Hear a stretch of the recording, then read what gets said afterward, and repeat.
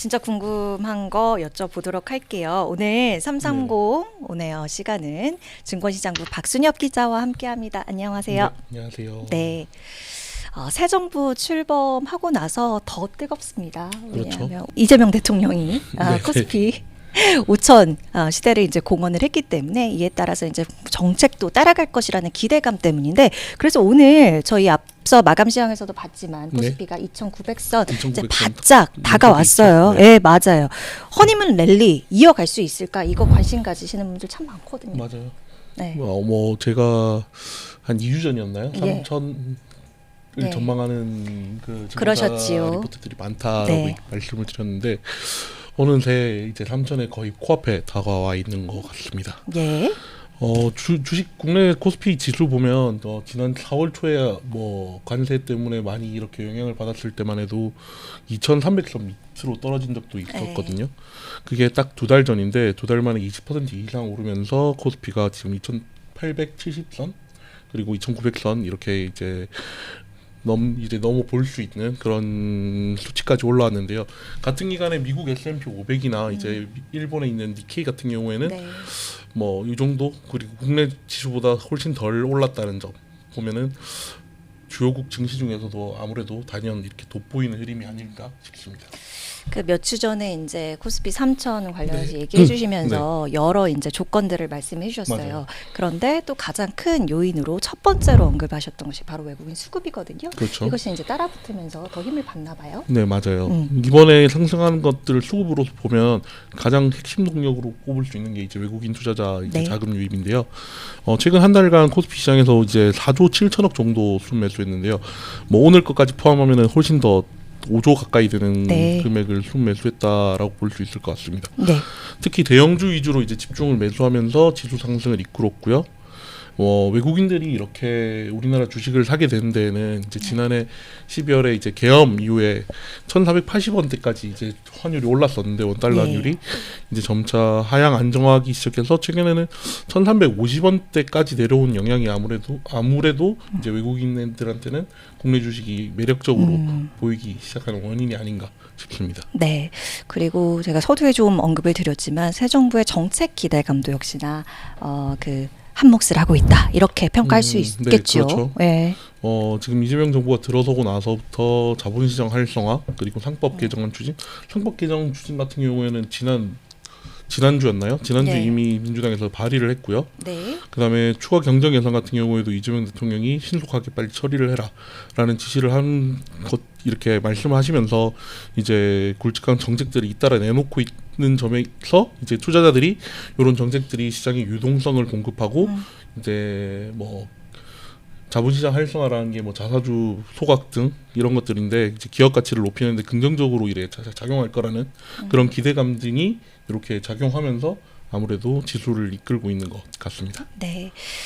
뭐 좀 더 지켜봐야 되겠지만 런던에서 한참 진행 중이죠. 네네. 미국이 무역 협상도 그렇고 네. 그리고 이제 뭐 미국 금리 인하라든지 이런 거에 대한 기대감도 여전히, 작용을 하고 있어요. 맞습니다. 네. 말씀해주신 대로 국내 영향뿐만 아니라 글로벌 매크로 환경 같은 경우에도 국내 증시에는 호재로 작용하는 것 같습니다.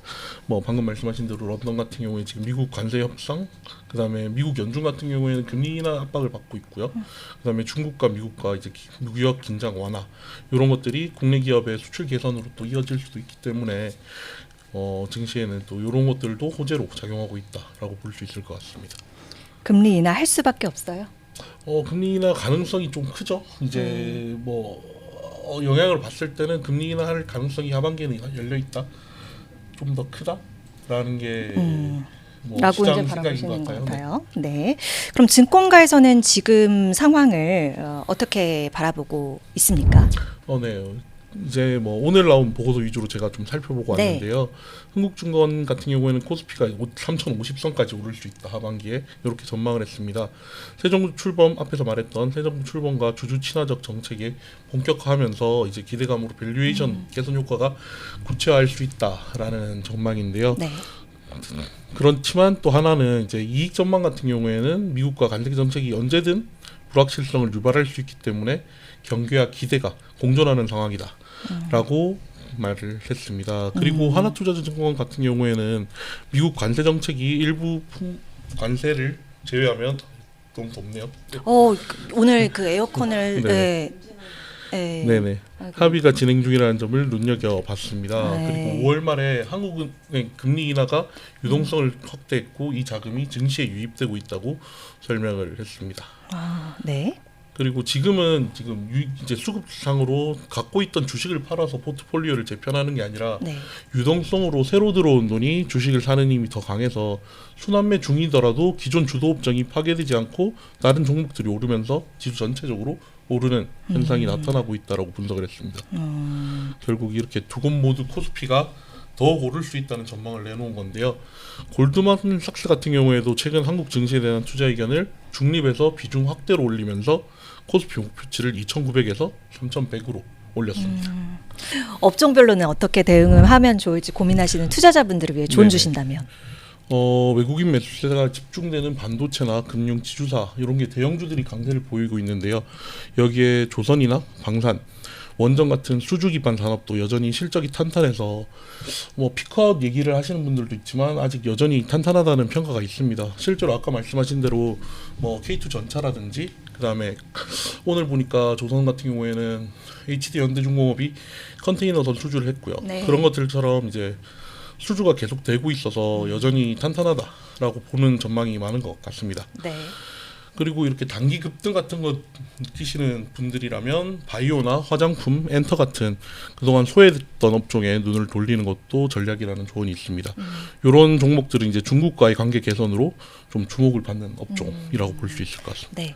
저희가 딱 지금 계속 보면 좋은 것만 얘기했는데 네네. 그래도 이제 유의해야 될 것, 유념해야 될 것 언급 주신다면. 결국에는 이제 리스크라는 게 늘 있듯이 이번 랠리의 본질적 동력이 새 정부에 대한 것 외에 미국 관세 유예에 대한 기대감 이렇게 두 가지밖에 없다라는 지적이 나옵니다. 국내 기업의 기초 체력이 받쳐주지 못하면 외생 변수에 크게 흔들릴 수 있다는 지적인데요. 특히 글로벌 수요 둔화나 실적 약화 같은 경우에는 언제든 시장에 충격을 줄 수 있다라고 증권가에서는 얘기하고 있습니다. 네. 그리고 반도체를 제외한 이제 대부분 업종 실적이 하반기에는 좀 하향 조정되고 있다라는 점도 좀 지수에는 안 좋을 영향을 끼칠 수 있다라는 목소리도 나옵니다. 비용 상승이나 수요 위축이 겹치면 기업 실적에는 타격이 불가피한데요. 투자자 입장에서는 당장의 랠리에 집중하는 것보다는 좀 실적 개선 가능성, 그다음에 산업별 펀더멘털 이런 것들에도 주의를 기울이면 좋을 것 같습니다. 네.